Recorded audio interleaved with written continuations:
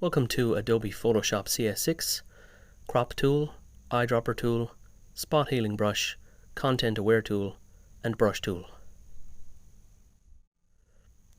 After completing this unit, you will be able to crop your images using the new Crop Tool, sample colors using the new Eyedropper Tool, remove blemishes with the Spot Healing Brush, reposition selections using the Content Aware Move Tool, and touch up an image with the Brush Tool. The first tool we will examine in this unit is the Crop Tool. With a new image open in the workspace, I want to crop it and remove the unwanted parts. If I select the Crop Tool here, and I click on the image, a selection is made around the image to allow me to select an area to crop. I can drag the control points to create my crop selection area, or I can double-click inside the image to create a new crop selection box to my specifications. I can also adjust the position of the image within the crop area by rotating the image behind the crop selection area.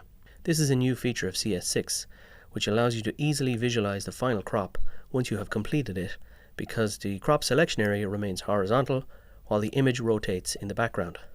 Now, when I'm satisfied with my selection, I can crop by pressing Enter, or when I select another tool, I am asked to crop the image or don't crop the image. This is where you can make the crop. You can always undo an action with Ctrl+Z, or step back by using Ctrl+Alt+Z to a point when you were happy with your work. Now, as with all tools, you can adjust the properties of the tool up in the Options window. With the Crop Tool, you can create a preset tool to use again. Here, you can set the ratio of the Crop Tool selection area to Unconstrained, Original, etc. You can even create a ratio of your own by entering the values here. We can cover more detailed options for this tool and its subtools in later courses. The next tool in the toolbar is the Eyedropper Tool. This is used for color sampling and allows you to select a color from your image to use with other tools. What you see here is the sampling ring. You can hold and drag around the image to select a color. Inside the ring are two colors, the previous color and the new sample color we are grabbing. You can turn this ring off here if you wish, but I think it is a very effective option to use when selecting a color.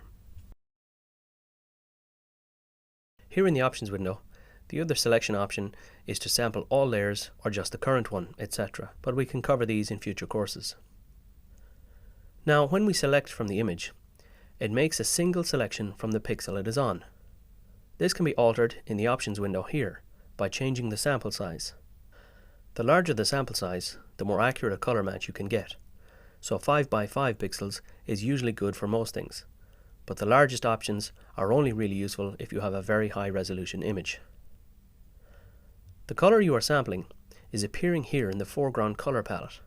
This is the active color for brushes, paint bucket, etc., but we will cover the color palette in more detail in future courses. So once you have a color sample selected, you can release the mouse button and there's the color you want in the foreground palette, ready for use later. The subsets of this tool are here, but these will be covered in future courses. However, you can experiment with them as you become more proficient in Photoshop tools. The next tool to examine is this, the Spot Healing Brush. This tool quickly removes small blemishes from your image. It paints using sampled pixels from around the area in question. We can paint a line over this cable, and it matches the texture, lighting, and transparency, etc. to the area being healed, and it automatically samples from the surrounding area to fill in over the line we have just painted. And as with all tools, you can adjust the options of this tool in the Options window here. Create a preset, change the brush options and mode, but for most spot healing tasks you will want normal mode, and make sure that the Content Aware is selected here. We can explore this tool in greater detail in future courses. The next essential tool is the Content Aware Move tool. This tool is a great addition to the new CS6 toolbox.